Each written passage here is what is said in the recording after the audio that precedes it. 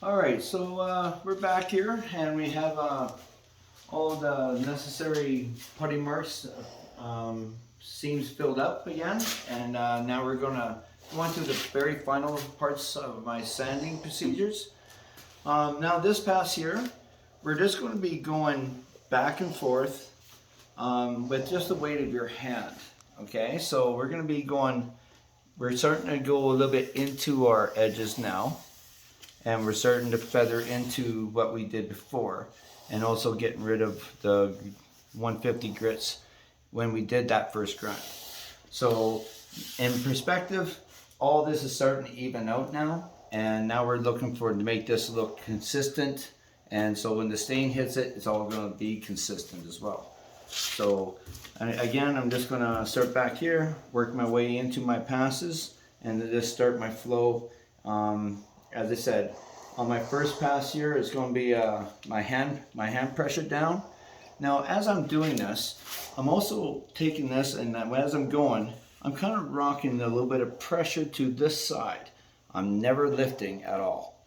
Okay, so I always keep it flat, but I'm just putting a little bit of pressure on this side when I go and hit there. And then again, I'm going to rock it to my thumb and just let my thumb and lift up with this finger, the push down with that thumb. And you just kind of rock it a little bit this way. And so you just alternate your pressure, always keeping it flat, always trying to keep a consistent pressure. So here we go.